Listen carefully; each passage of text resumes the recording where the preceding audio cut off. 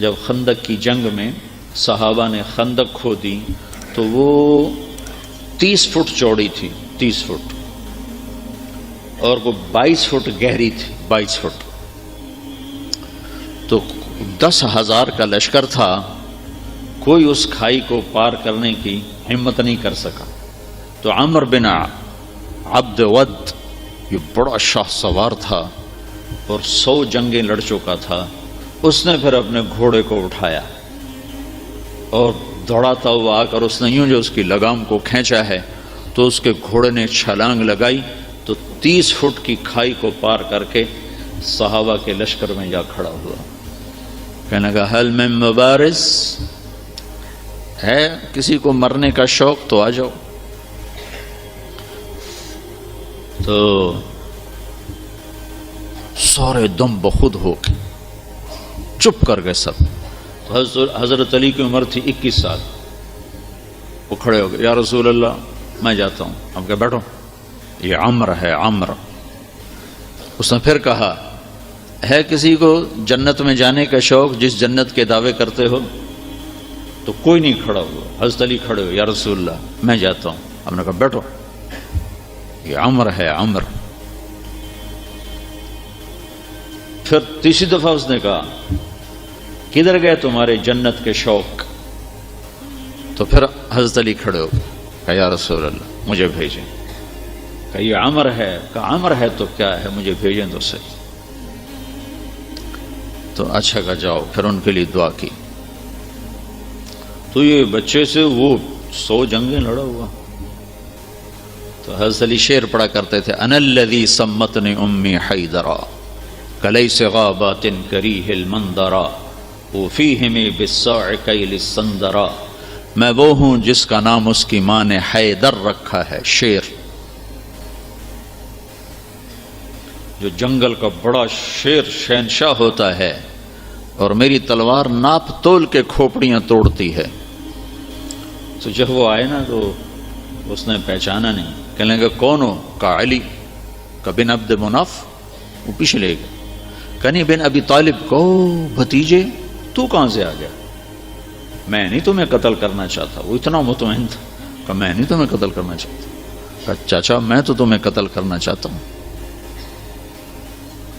تو اس کو اتنا غصہ آیا، اس نے گھوڑے سے چھلانگ لگائی اور علی پہ ایسا جارحانہ حملہ کیا کہ علی کو پیچھے دھکیل دیا۔ تو غبار اٹھا، دونوں غبار میں چھپ گئے۔ تو اللہ کے نبی نے ہاتھ اٹھایا، یا اللہ علی کی مدد فرما۔ تو اس نے تھوڑی دیر کے بعد اس نے جو وار کیا جو سر پہ لگا حضرت علی کے ترچھا، اور کندھے پہ آ کے لگا، کندھا زخمی ہو گیا۔ تو اتنے میں حضرت اللہ کے نبی کی دعا ہوئی، یا اللہ علی کی مدد فرما۔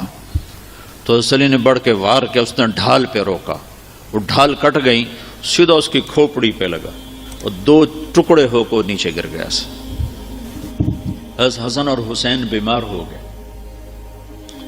تو اللہ کے نبی خبر لینے آئے تو دونوں بچے بیمار تھے۔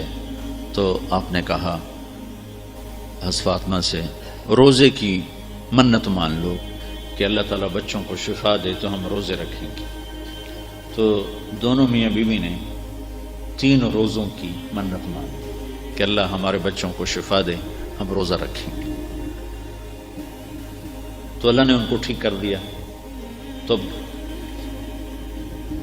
دونوں میاں بیوی نے روزہ رکھا، اور افطاری کا سامان گھر میں نہیں تھا۔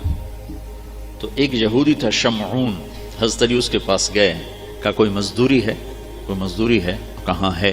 یہ اون ہے، یہ صاف کر دو تو تمہیں جو دوں گا، کچھ جو دوں گا۔ تو وہ اون لے کر گھر میں آئے، حضرت فاطمہ کو دی کہ صاف کر۔ انہوں نے اس کو دوپہر تک صاف کیا، وہ واپس لے گئے۔ تو اس نے تھوڑے سے جو دے دے، تو انہوں نے پیس کے آٹا بنایا، کھانا بنایا، روٹی بنائی، سالن تو تھا نہیں۔ دونوں میاں بیوی افطاری کے لیے بیٹھے ہیں کہ دروازے پہ آواز آئی، مسکین ہوں اللہ کے نام پہ کچھ دو۔ تو دونوں نے ایک دوسرے کو دیکھا، تو آدھی روٹی دے دیتے یا ایک روٹی دے دیتے، ایک خود آدھی آدھی کھا لیتے۔ دونوں روٹیاں اٹھا کے اس کو دے دیں اور پانی پہ افطار کر لیں۔ رات کو بھی کھانے کو کچھ نہیں تھا تو پانی پہ کھجور پہ روزہ رکھا. اگلے دن پھر حضرت علی شمعون یہودی کے پاس گئے اور اس سے اون لے کر آئے. حضرت فاطمہ نے اس کو سارا دن صاف کیا. عصر سے پہلے مزدوری ملی، اس کو صاف، اس کو پیس کر آٹا بنا کر روٹی بنا کر میاں بیوی کھانے پر بیٹھے تو دروازے پہ آواز لگی، یتیم ہوں اللہ کے نام پہ کچھ دو. تو دونوں نے ایک دوسرے کو دیکھا اور ساری روٹیاں اٹھا کر اس کو دے دیں اور پانی پہ روزہ افطار کر لیا. تیسرا دن آیا، پھر وہ مزدوری کر کے روٹی تیار کی اور افطاری پر بیٹھے تو دروازے پر آواز لگی. بدر کے قیدی اس دن آزاد ہوئے، بدر کے قیدی اس دن آزاد کیے گئے. تو ایک قیدی دروازے پر آ گیا، قیدی ہوں ابھی چھوٹا ہوں اللہ کے نام پہ کچھ دو. تو دونوں میاں بیوی نے دونوں روٹیاں اٹھا کر اس کو دی تھی. 3 دن کے فاقے نے حضرت فاطمہ کو بستر پر گرا دیا اور بیمار ہو گئی. تو اللہ کے نبی حال پوچھنے آئے تو ان کے سینے پہ سر رکھ کے رونے لگی بیماری کی شدت سے. تو یہ ان آنسوؤں نے جو آسمان میں ہلچل مچائی، جبریل قرآن لے کر اترا. وَيُطْعِمُونَ الطَّعَامَ عَلَى حُبِّهِ مِسْكِينًا وَيَتِيمًا وَأَسِيرًا إِنَّمَا نُطْعِمُكُمْ لِوَجْهِ. پوری آپ کو سنو پیچھے سے. اللہ نے کیا عزت بخشی. پیٹ بھرنا تو جانور کا بھی کام ہے، پیٹ ہی بھرنا رہ جائے تو جانور انسان میں کیا فرق.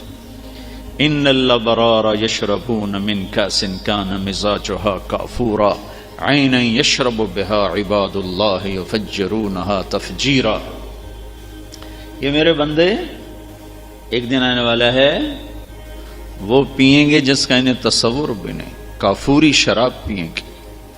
پھر اب ان کی یوفون بالنذر، اپنی نظر کو پورا کرتے، وہ منت کا لفظ، اپنی نظر منت کو پورا کرتے ہیں. یوفون بالنذر ویخافون یوما کان شرہ مستطیرا، اور آخرت کے دن سے ڈرتے ہیں. اب ان کی یہ صفت ہے ویطعمون الطعام علی حبہ مسکینا ویتیما واسیرا. یہ خود بھوکے ہوتے ہیں، علی حبہ، خود بھوکے ہوتے ہیں اور کھلاتے ہیں مسکینوں کو، یتیموں کو اور قیدیوں کو. اور پھر ان کی اخلاص کی اللہ نے گواہی دی، انما نطعمکم لوجہ اللہ لا نرید منکم جزاء ولا شکورا. اللہ ان کے اخلاص کا گواہ بن رہا ہے کہ یہ کہہ رہے ہیں کہ ہم صرف اللہ کو راضی کرنے کے لیے کھلا رہے ہیں، ہم کوئی آہ واہ نہیں چاہتے. انا نخاف من ربنا یوما عبوسا قمطریرا.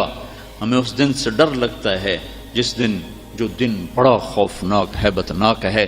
پھر اللہ نے آگے بشارت دی، فوقاہم اللہ شر ذلک اليوم ولقاہم نضرۃ وسرورا وجزاہم بما صبروا جنۃ وحریرا متکئین فیہا علی الارائک لا يرون فیہا شمسا ولا زمہریرا ودانیۃ علیہم ظلالها وذللت قطوفها تذلیلا. آگے تک یہ قرآن اترا کہ اللہ تعالیٰ کہ جبریل آگے پیغام لے کر کہ علی و فاطمہ کا یہ عمل ایسا پسند آیا ہے کہ عرشوں پر بھی دھوم مچ گئی ہے. اور یہ سورہ دہر کی آیات کو اتارا گیا کہ میرا رب ان کے اس عمل پر ایسا خوش ہوا ہے کہ خود کھانا خود جمع کرنا کون سی بڑی بات ہے.